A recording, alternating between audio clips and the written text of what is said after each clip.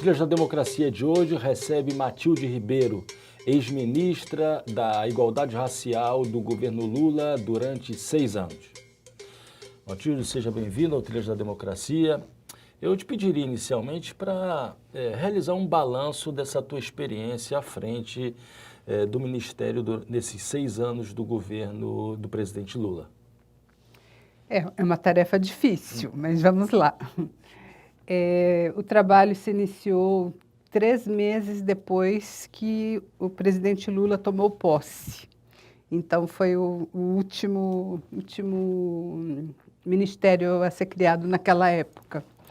E a criação dessa secretaria com status de ministério se deu a partir de muitos diálogos entre movimento social, sobretudo o movimento negro, com a campanha, desde a campanha, e depois passando pelo período de transição, chegando aí após a posse. Era uma demanda antiga do movimento negro. Eu fui indicada por setores do movimento negro, pelo meu envolvimento ao longo da história com esta temática. E a primeira impressão, né, o primeiro momento foi de choque, porque vinha antes de uma militância pelas ONGs, pelos movimentos sociais, mudei do outro lado do balcão, né? Eram muitas demandas, né? Uma carteira de demandas imensa. Uma série de demandas reprimidas durante 500 anos. 500 anos. Né? Então, e aí a pergunta foi, por onde começar? Né? Cada setor da sociedade civil, do movimento negro, tinha sua ordem de priorização, então esse diálogo acabava sempre em conflito, e um alerta, né, foi me dado pelo próprio presidente Lula, que seria importante que essa secretaria tivesse como prioridade a ação voltada para as comunidades quilombolas. E na fala do presidente, vinha uma mensagem assim, olha, os quilombos têm uma demanda histórica, ele conhecia alguns quilombos, quando ele fez as caravanas da cidadania, ele conheceu alguns quilombos, tinha algumas demandas de lembrança, e ele dizia que se esta secretaria não priorizasse essa questão, não pegasse a intensidade dessa demanda, outro ministério não pegaria, considerando a especificidade de cada um. E foi um alerta importante, ele não colocou isso como imposição, mas colocou como uma reflexão a ser feita pela equipe que compunha a secretaria, junto com o movimento negro, e assim foi. Foi difícil chegar a essa priorização, porque o movimento negro é muito mais urbano, né? Tem uma característica muito mais voltada à lógica das cidades. Então, seria essa pergunta que eu te faria na sequência, né? Se essa sugestão do presidente Lula de que na ordem de prioridade se enfatizasse o trabalho junto às comunidades quilombolas, se essa sugestão não entrava de alguma maneira em choque com as demandas das diversas tendências do movimento negro. Pelo que você está falando, sim, havia uma... foi conflitante, não que não houvesse a compreensão da importância dos quilombos, mas as demandas urbanas apareciam de maneira muito mais fortes, como educação, trabalho, a cultura, se bem que já tinha a Fundação Cultural Palmares, que foi criada em 1988. E nessas conversas, então, nesse primeiro momento de impacto, conseguimos compreender a importância da priorização de quilombo, estando numa coordenação direta da secretaria, e também a relação com os outros ministérios. No momento também já estava bastante intenso na sociedade o debate sobre ações afirmativas e as políticas de cotas, né? que o carro-chefe era o Ministério da Educação, e essa secretaria só tinha sentido existir se ela fosse, trabalhasse na transversalidade com os demais ministérios e... Nas discussões que eram travadas no interior do Ministério da Educação, vocês participavam da discussão sobre sistema de cotas, adoção do sistema de cotas? Sim, o debate e a reivindicação ela chegava por canais diferenciados, pela Fundação Cultural Palmares, pela CEPIR, pelo próprio Ministério da Educação, e nós montamos uma comissão, um grupo de trabalho interministerial. A CEPIR fez parte o tempo todo, era subcoordenadora, né? A coordenação do MEC e a CEPIR vinha junto.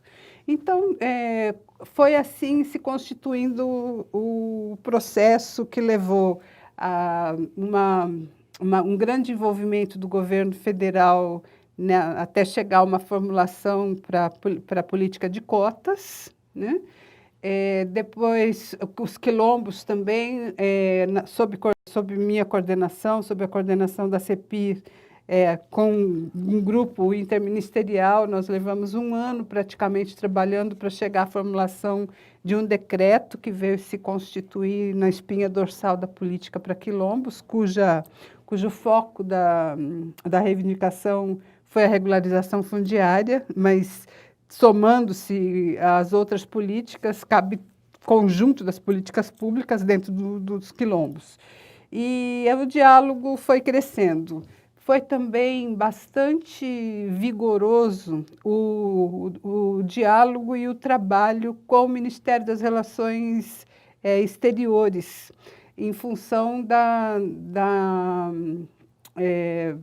importância e também da tarefa que o governo tinha de colocar em prática a Declaração de Durban, que foi o produto da 3ª Conferência Mundial contra o Racismo, Discriminação, Xenofobia, o nome comprido, né? Discriminação, xenofobia e intolerâncias correlatas foi o tema da conferência. À época o ministro era Celso Amorim. À época era o Celso Amorim, sendo que essa conferência aconteceu no governo Fernando Henrique ainda, né? Todo o staff do governo Fernando Henrique foi o que participou da conferência. Então, nós já recebemos a declaração. E, através dessa declaração e tantas outras, né, a Conferência contra Todas as Formas de Discriminação Racial, a Declaração de Direitos Humanos, então, tinham vários vetores que levavam a que o governo brasileiro tivesse implicações com organismos internacionais e também na relação bilateral com os demais países. Então, essa agenda internacional, ela acabou, para surpresa, que a gente não conhecia toda essa trajetória através desses documentos que eu citei, para surpresa, ela acabou também tomando uma grande energia e um trabalho intenso no organismo, na CEPIR. Uma outra agenda foi também saúde da população negra, que esse tema já vinha sendo trabalhado pelo movimento negro na relação com o governo há longas datas, então já tinha um cardápio pronto,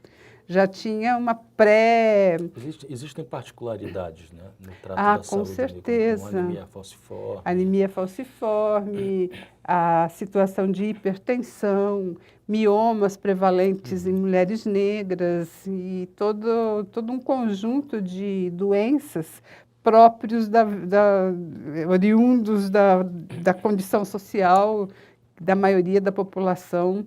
E já tinha, então, um pré-programa e entidades e ONGs bastante motivadas e ativas nessa área. Então, a agenda só crescia, né? Trabalhava-se muito, né? Eu trabalhava cerca de 12, 15 horas por dia e também o Brasil é muito grande, né? Muitas vezes eu recebia representações de vários estados, de movimento, de órgãos governamentais em Brasília, mas eu também ia muito aos lugares, sobretudo nos quilombos, para não só para conhecer, mas também respondendo a algumas demandas. Por exemplo, o primeiro quilombo que eu fui, chama-se Mata Cavalo e fica no Mato Grosso. Foi dias após a criação da CEPIR, eu recebi um pedido de emergência que, nesse quilombo, alguém que não se sabe quem havia ateado fogo nas casas. E a população daquele quilombo estava morando no meio-fio da estrada em condições de periculosidade para a vida, né? Então, nós fomos até lá, um grupo também interministerial, conhecer a situação e, ao mesmo tempo, negociar com o governo local, com o governo estadual e dialogar com outros setores da sociedade civil e governo pró aquela comunidade. Então, ao mesmo tempo que tinham situações de emergência que tinham que ser tratadas, tinha também o processo de envolvendo as lideranças, envolvendo as comunidades no processo do governo federal na confecção do decreto. A sensação que eu tenho, te ouvindo falar agora, é que as demandas eram múltiplas, Sim. Mas que a estrutura da CEPIR inicialmente é uma estrutura em processo de construção, né? E, não obstante isso, o processo de participação era um processo ativo, né? Quer dizer, o diálogo com os movimentos, com as organizações não governamentais, com as comunidades, fazia parte integrante da forma de agir da CEPIR, né? E não apenas da CEPIR, né? A relação com os movimentos sociais era uma marca do governo, né? A campanha e todo o processo do Partido dos Trabalhadores e também dos demais partidos que compunham a aliança para eleger o presidente Lula é uma trajetória de militância. Então, não tinha como nós trabalharmos sem essa relação. Todas as secretarias formaram conselhos com participação de vários setores, e na CEPIR o diálogo era constante. Esse processo todo foi bastante interessante, porque foi uma forma de reconhecer o Brasil, né? Fazer uma releitura do país, e para minha experiência pessoal foi muito bacana, né? Eu aprendi muito trabalhando com os quilombos e na minha vida profissional teve um antes e depois, né? Muitas coisas mudaram, sobretudo a partir da oportunidade de conhecer o Brasil real. Isso foi muito importante. Quer dizer, fora do campo dos estudiosos, especialistas, eu acho que a expressão quilombola entra em cena muito velozmente nesse intervalo de tempo do final do governo Fernando Henrique Cardoso, início do governo Lula, porque era uma questão esquecida. Quer dizer, os quilombolas eram sujeitos sociais esquecidos, né, da história brasileira. O marco foi a Constituição de 1988, que está lá inscrito na Constituição a obrigatoriedade do Estado de atender esse setor com políticas públicas, e também a Marcha Zumbi dos Palmares pela Vida e pela Cidadania, que foi em 1995. E nesse processo... Isso já governo Fernando Henrique, né? Isto. E nesse processo surge uma entidade nacional quilombola, chamada CONAQ, Coordenação Nacional de Quilombos. Então, lá na Constituição, o termo é Comunidade Remanescente de Quilombos. Aí, no processo, virou quilombola, e hoje esse termo comunidade quilombola, para os territórios e chamar as pessoas de quilombolas, as pessoas que vivem nos quilombos, já é marca nacional. Matilde, eu sei que você não foi, quer dizer, você deixa o governo depois de 6 anos, né, como ministra da CEPIR, ministra-chefe da CEPIR. Mas recentemente eu participei de uma banca de mestrado, dissertação, de defesa de dissertação de mestrado sobre comunidades quilombolas e sobre as políticas públicas em relação a essas comunidades. E me chamou a atenção uma tabela, um gráfico com o número do quantitativo da emissão de títulos de posse para comunidades quilombolas no Brasil, né? E que alcança o número elevado durante os anos do governo Lula, mas que no decorrer do governo Dilma fica próximo de uma emissão de título. E me chamou mais atenção ainda que no governo Temer tem ocorrido, quer dizer, esse gráfico tem voltado a subir depois de um declínio acentuado no governo Dilma. A que se deve essa mudança tão drástica no interior de um governo que ainda era o governo do Partido dos Trabalhadores? Considerando que essa política tem o seu nascedouro lá em 88, né? Quando o presidente Lula inicia o seu governo em 2003, haviam vários processos maturados, processos de análise antropológica, de procedimentos que são necessários para se chegar a uma regularização fundiária. Então, no governo Lula, com um novo decreto que colocava missões dos vários ministérios e o foco o foco para a regularização fundiária no Ministério o MDA, Ministério Do Desenvolvimento Agrário. Vários processos foram acelerados, né? Então, esta é uma justificativa. E a outra questão é também o fato de que um processo, quando aberto, ele demora alguns anos para ter o desfecho. E tem situações que são muito difíceis de serem resolvidas, como a situação do Quilombo de Alcântara, onde tem a base de lançamento de foguetes, por exemplo. Então, teve um boom, mesmo no período que eu ainda estava no governo, teve um boom, depois teve um processo de maturação e de buscas de resoluções de situações mais difíceis.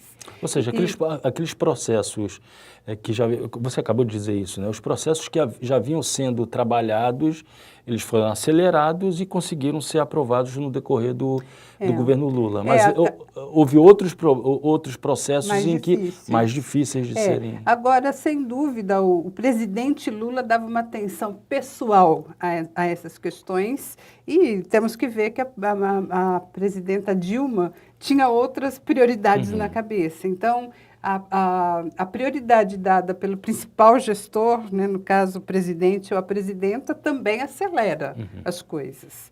Eu acredito que tem aí uma questão que é de prioridade política também. Matilde, um outro campo de inovação do governo Lula se refere a criação de duas universidades, né? Quer dizer, universidades voltadas para a integração, não é? A UNILA, em Foz do Iguaçu, a ideia de integração latino-americana, e a Unilab, nos seus vários campi, na integração com estudantes de países africanos, particularmente países africanos de língua portuguesa. Você atualmente é professora de pedagogia no campus de Redenção.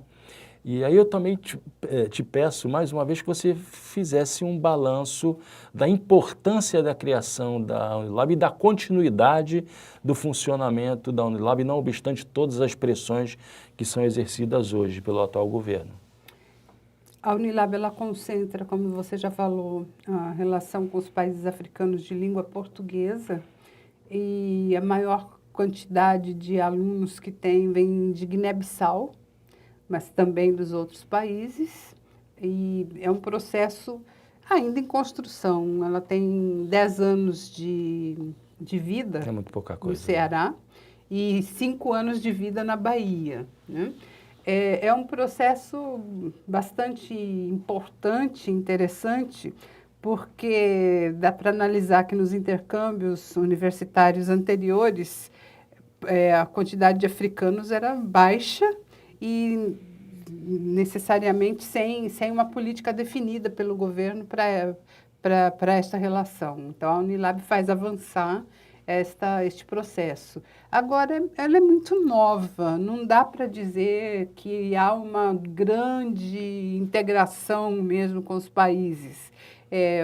O processo de seletividade, de chegada dos alunos, ele acontece de maneira integrada com os países, mas não é apenas, a educação não vive só de educação, né? Há uma necessidade de uma inter-relação com outras áreas da política e, sobretudo, o fortalecimento das relações bilaterais entre os países e também com os organismos multilaterais. Tem vários aglomerados, né, de instituições e países. Os países se organizam através da CPLP, né, da Comissão da comunidade de países africanos de língua portuguesa, e tem outras instituições. Então, há, sem dúvida, a necessidade de avançar nesse processo. Mas esse é um exemplo muito importante e significativo da relação do Brasil com a África. A África tem 54 países e a demanda, o processo de relação no campo sul-sul, ele tem que ser visto para o continente e principalmente para as questões que esse continente apresenta na área da economia, na área da política latifundiária, questões de saúde. São muito intensas as relações, as perspectivas de relações na área da saúde, e eu pude presenciar bem isso no início, no nascedouro dessa relação. Eu tive a oportunidade de estar na comitiva do presidente Lula em todos os países africanos. Eu estive, nesses 6 anos, em 21 países africanos, acompanhando... É incomparável o número de visitas e de viagens que o presidente Lula fez à África com aquelas que Fernando Henrique fez durante os 8 anos do seu mandato. As estatísticas mostram que a soma entre a presença de vários presidentes, como Sarney, Collor, Fernando Henrique, somando visita a 10 países. E o Lula, ele presencialmente esteve em 10 anos, em 17. Foram abertas várias embaixadas, né, africanas no Brasil, e intensificadas relações com vários organismos nacionais e internacionais. No campo da pesquisa, só para complementar, os editais pró-África que foram abertos no âmbito do CNPq durante todo esse período, os projetos de promobilidade financiados pela CAPES, junto com a ULP, Associação das Universidades de Língua Portuguesa, porque havia essa ênfase da relação sul-sul, né? Claro. O ministro Celso Amorim tem uma frase muito interessante, que ele responde a pergunta: por que o Brasil se relaciona tanto com a África? Ele diz: porque a África é aqui, né? Considerando o nosso histórico, que infelizmente foi muito longo o período de escravização, mas a África deixou marcas profundas na sociedade brasileira, né? Matilde, a gente poderia começar a falar um pouco agora sobre essa virada que acontece com a posse do atual presidente da República, né? Sim. Como é que você avalia essa nova realidade que simbolicamente começa com a impressionante grosseria, não apenas uma grosseria pessoal, mas uma grosseria histórica, né? Quando ele fez referência, tentando identificar os quilombolas, um quilombola com um boi, não é? É lamentável, o retrocesso é visível. Toda a construção de caminhos para ampliação da política pública em vários segmentos e várias áreas, como quilombos, o que eu já havia dito antes: quilombo, educação, saúde, relações internacionais, tudo isso está amortecido, né? há uma queixa muito grande dos setores organizados no campo da sociedade civil, de falta de interlocução e falta de continuidade de questões que já haviam sido bem amarradas anteriormente.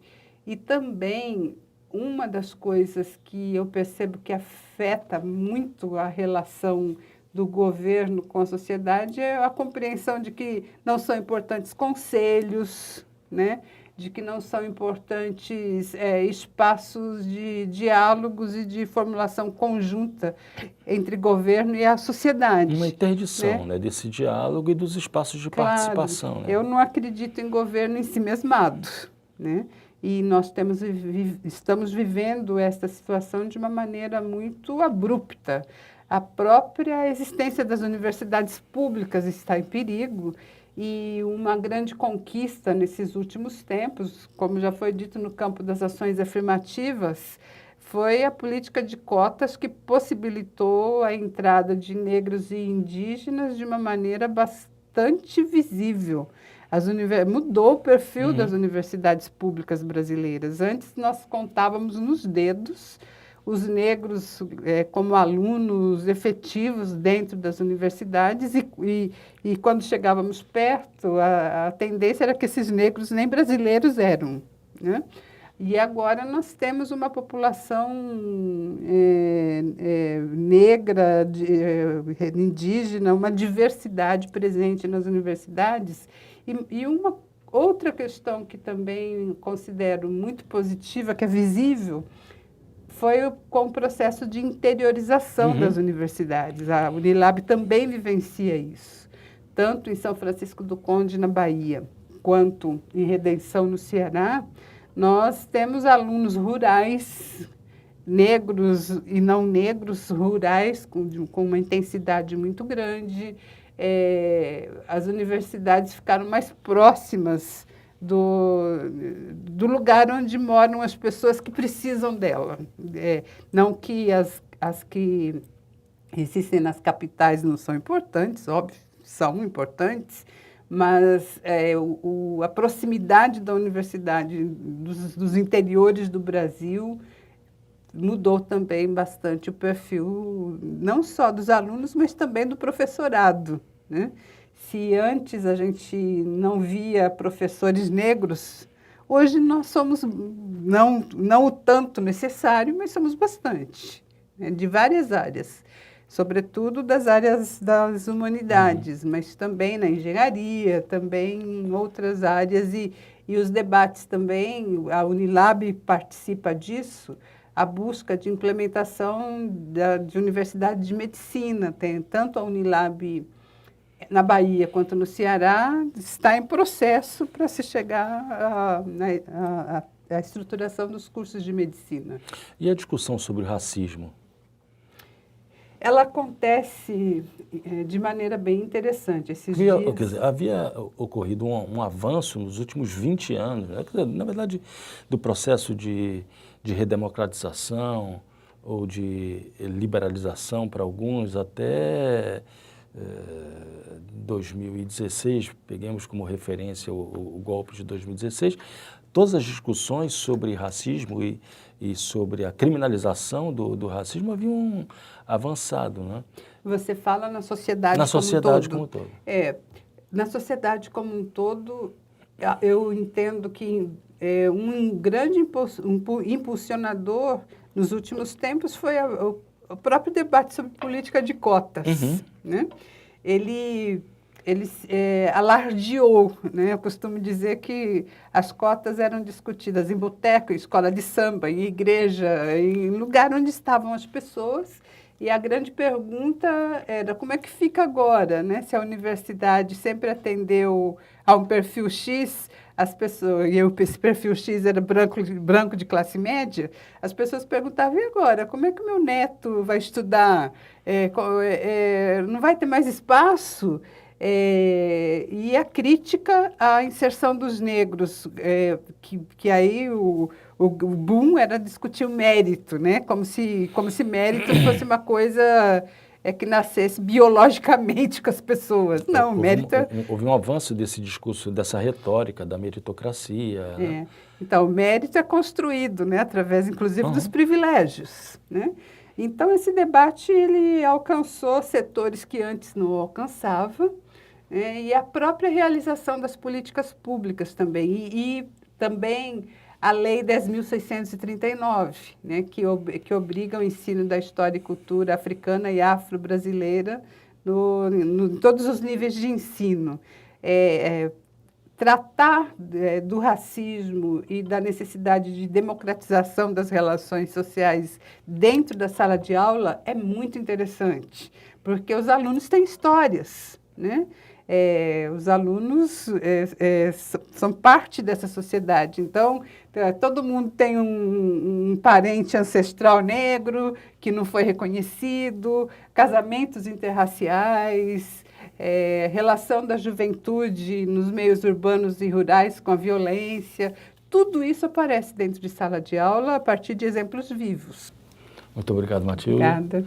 Matilde Ribeiro veio até Recife proferir a conferência de abertura do 2º encontro de pesquisadores e pesquisadoras do Instituto de Estudos da África da Universidade Federal de Pernambuco. E o Trilhas da Democracia volta na próxima terça-feira, às 9h30 da noite, com reapresentação aos domingos, às 7 horas da noite. Até lá!